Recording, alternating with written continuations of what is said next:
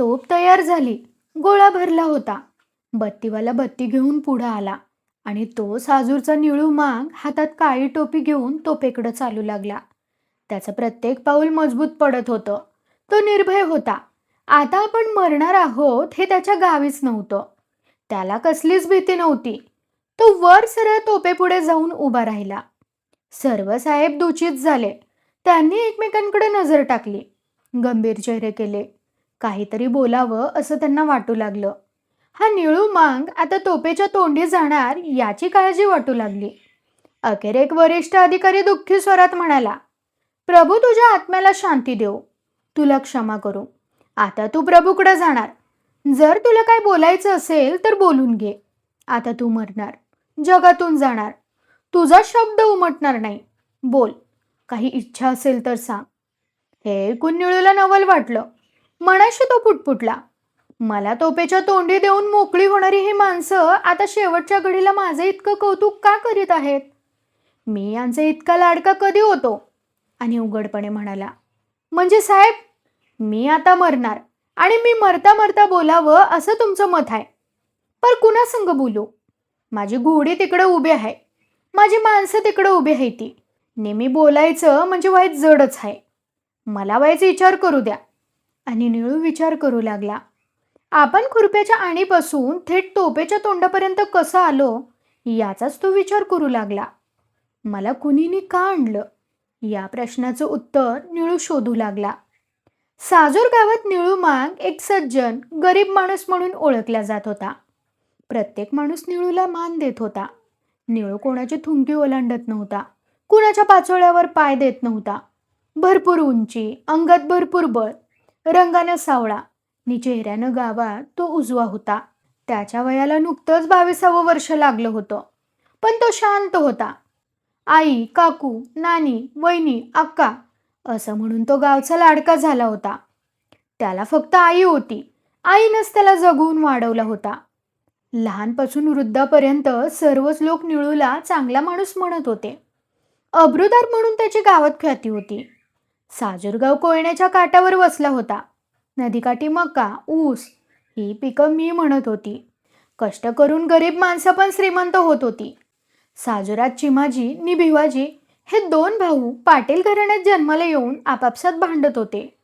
शेवटी त्यांनी गावचे पंच जमवून आपल्या जमिनीची वाटणी करून घेतली होती. पण त्यांचं वैर कायम होतं.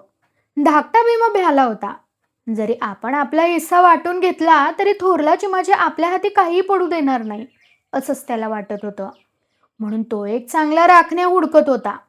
भिवाचं उभं पीक नाहीसं होत होतं. उभा मका लुटला जात होता. हळद चोरीला जात होती नि त्याचं कोणी मनावरच घेत नव्हतं. तो भीमा हैराण झाला होता. तो लुटला जात होता. त्याला कोणीतरी एक खंबीर राखणदार हवा होता. सकाळ झाली होती. साजूरगाव जागा होऊन आपल्या रोजच्या उद्योगाला लागला होता. नदीकडे माणसं घागरी घेऊन पळत होती. पानवट्याची पान माणसांनी भरली होती. कावडी करकरत होत्या. निळू घागर घेऊन घराकडे निघाला होता. वाटेत भीमा भेटला. निळूचा तो प्रचंड देह पाहून थांबला आणि विचार करून म्हणाला, निळू, माझा मका राखणीला घेतोस का? काय देणार? निळू खांद्यावर घागर घेऊन म्हणाला, मला काय, कुणाचं बी कामच करायचं आहे. मी तुला मनभर मक नि मनभर भात घालीन. बोल, कबूल आहे का? कबूल. निळूला आनंद झाला. उगीच उंडगं फिरण्यापरीस काहीतरी काम करावं म्हणून त्यानं भीमा पाटलाचा मका राखणीला घेतला. बोलणं सर्व काही ठरलं. मनभर मक नि मनभर भात मिळणार याचा निळूला आनंद झाला. निळूला नुकतीच गुन्हेगार म्हणून नव्या कायद्यानुसार 3 वेळेची हजेरी लागली होती. पण चांगला माणूस म्हणून गावानं शिफारस केल्यानं त्याला 1 वेळची हजेरी द्यावी लागत होती. निळू गरीब होता. रात झाली की तो घराबाहेरच पडत नव्हता आणि पडलाच तर शेजारी असलेल्या महारवाड्यात जाऊन बाबा महारायला भेटत होता. त्याच्या घरी बसत होता. बाबाचा निळूला मोठा आधार होता.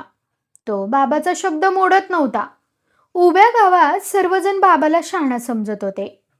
शिवारात मका ताल मारित होता. आता हुरडा झाला होता.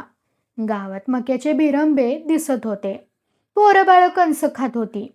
पावसाळा संपताच लोकांपुढे नवं अन्न आलं होतं. माणसं मक्याच्या भाकरी कपाळाला लावून खात होती. निळून नदीकाठी भीमा पाटलाच्या मक्यात खोप घातली होती. खोपीपुढं जाळ केला होता आणि राखणदार म्हणून मक्याची राखण करीत होता. निळून भीमा पाटलाचा मका राखणीला घेतल्यामुळं गावात लोक म्हणत होते, निळूने हे बरं केलं नाही. 2 हत्तींच्या लढतीत गरीब उगाच पडला. याचा परिणाम वाईट होणार. निळू एक वेळ हजेरी देऊन मक्याची राखण करीत होता. हातात कुऱ्हाड घेऊन रात्रभर त्या मक्याच्या शेताभोवती पहारा करीत होता. त्यानं त्या शेतात खोपीपुढं आपटी काढली होती. एखादं कणीस भाजून ते खात खात तो राखण करीत होता. त्याच्या खोपीपासून थोड्या अंतरावर चिमा पाटलाची वस्ती होती.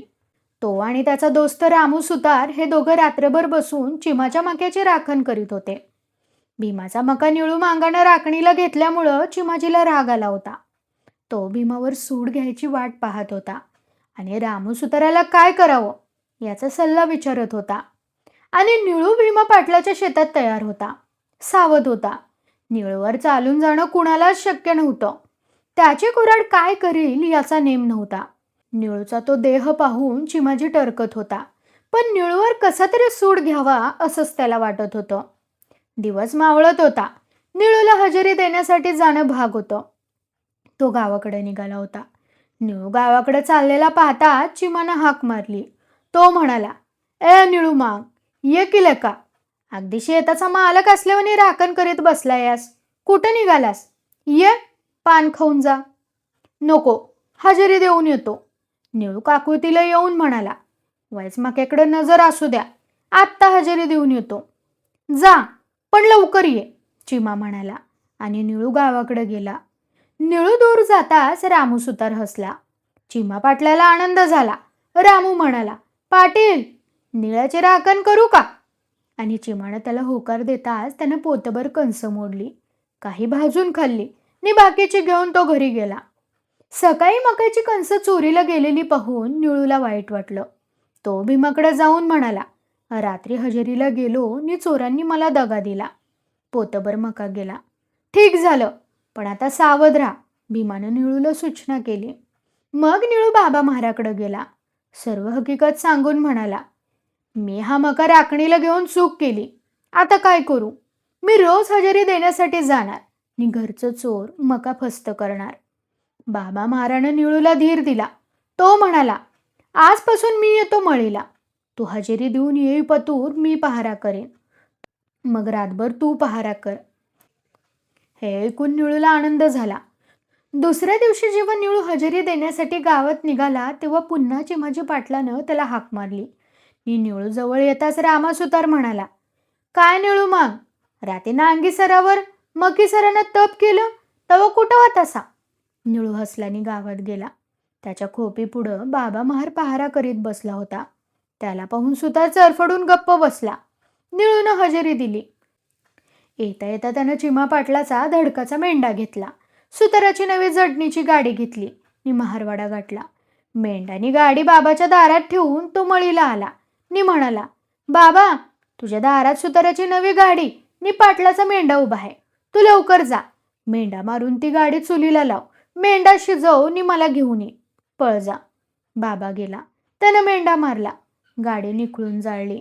मेंढा रांधला आणि त्यातलं मांस घेऊन तो रात्री मळीला आला. मग निळूनं पोटभर मांस खाल्लं. ढेकर दिला आणि बाबा पुन्हा घरी गेला. सकाळ झाली. रामू सुतार बोंबलत आला आणि तो चिमाजी पाटलाला म्हणाला, पाटील, मी रात्री खालसात निघालो. लोकांची 300ची गाडी गेली आणि तुमचा मेंढा बी गेला. हे ऐकून चिमाजीची पाचावर धारण बसली. त्याला निळूचा संशय आला. 2 दिवस गेले. रात झाली होती. गावात प्रत्येक वस्तीवर जा धुमसत होता. निळूनं आपल्या वस्तीवर बाबा महाराला बसवला होता आणि आपण गावात गेला होता.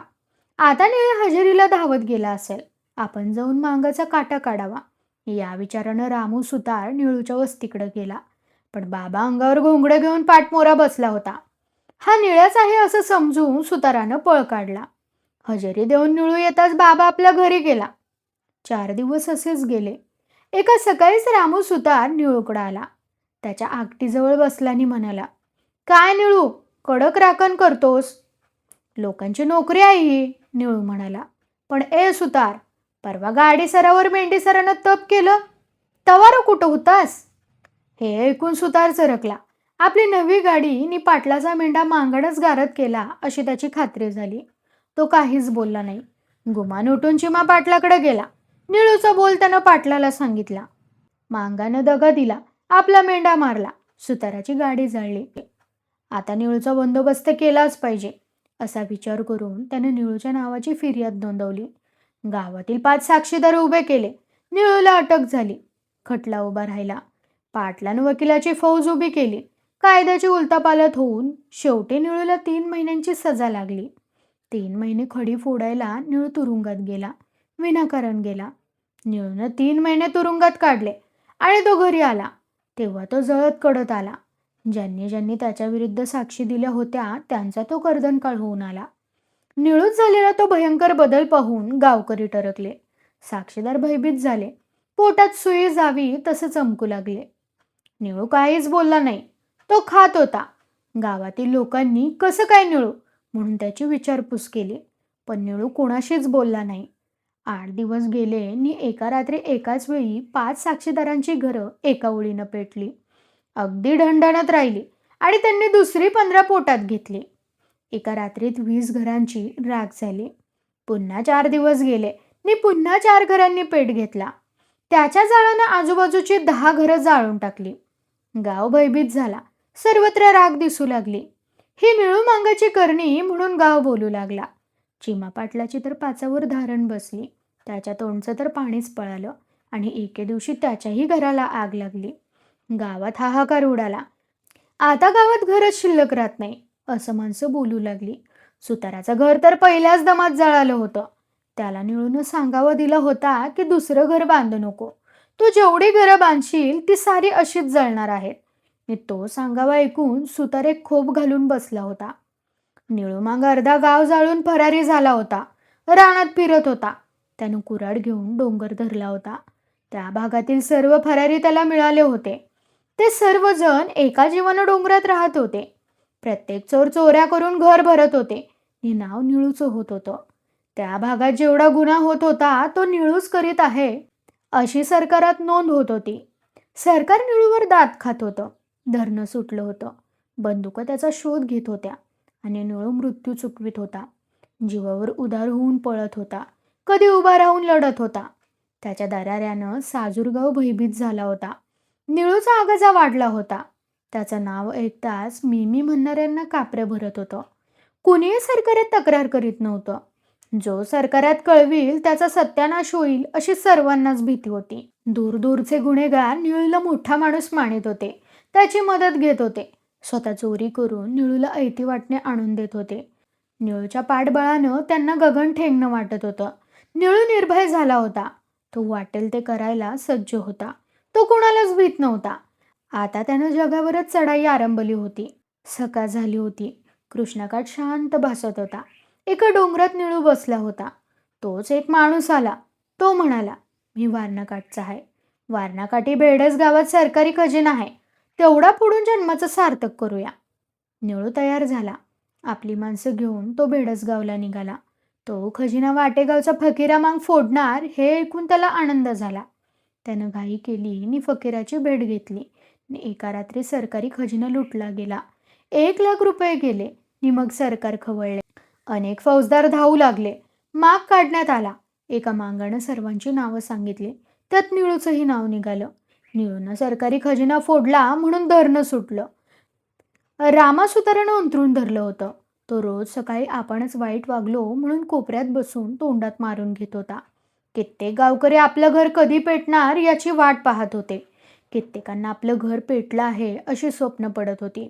ते सर्व रामासुतार नि चिमा पाटील यांना शिव्या देत होते. निळू निर्भय होता. बेडसगावचा खजिना लुटून आल्यापासून तर तो जीवावर उदारच झाला होता. तो दररोज मशाल घेऊन गावात शिरत होता. भयान रात्री मशालीच्या प्रकाशात तो भयंकर उग्र चेहरा पाहून लोक गांगरत होते. दाराच्या फटीतून निळूला पाहत होते आणि देवा ही पिढा पुढं घेऊन जा म्हणून देवावर भार घालीत होते.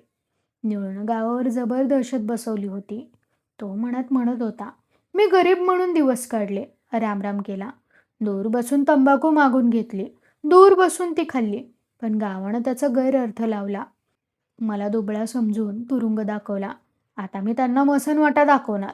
दिवस उगवत होते नि मावळत होते. निळ डोंगरात फिरत होता. त्याचा दरारा वाढत होता. सरकारही स्वस्त नव्हतं.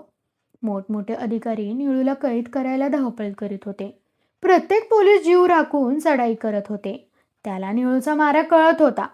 पिसाळलेला माणूस निळू जीव घेईल अशी त्या हरेकाला भीती वाटत होती. सरकार इरेला पडलं. आपलं सारं बळ मैदानात आणलं आणि निळूचा पाठलाग आरंभला.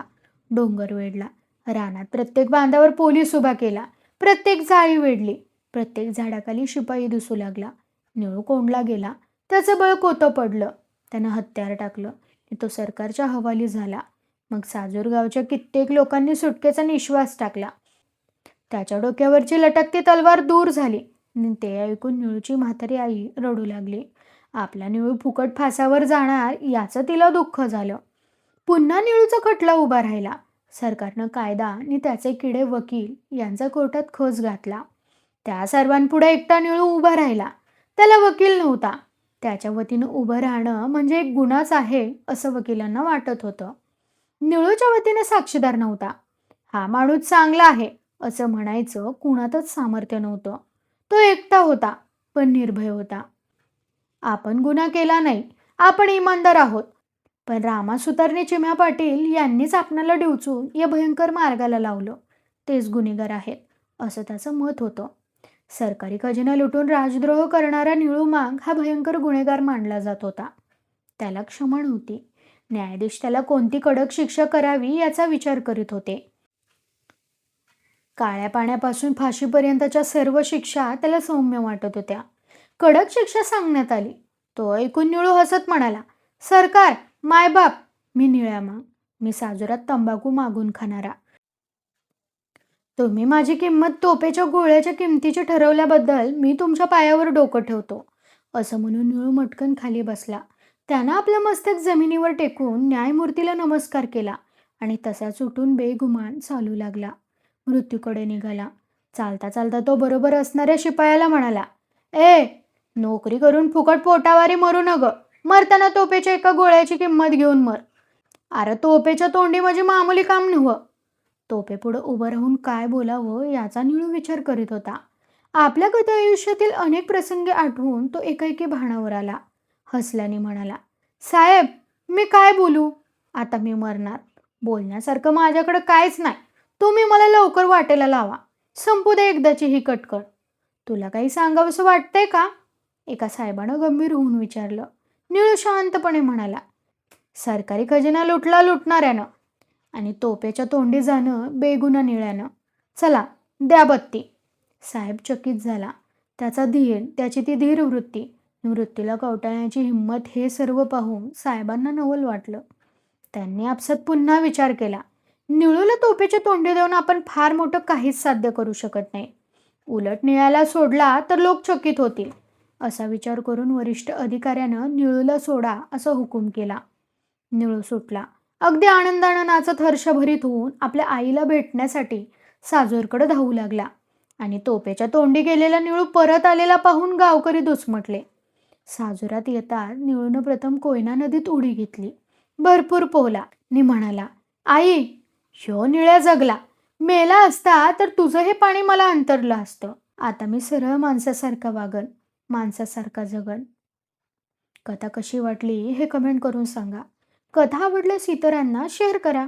कथेला लाईक करा, कमेंट करा आणि चॅनलला सबस्क्राईब करायला विसरू नका.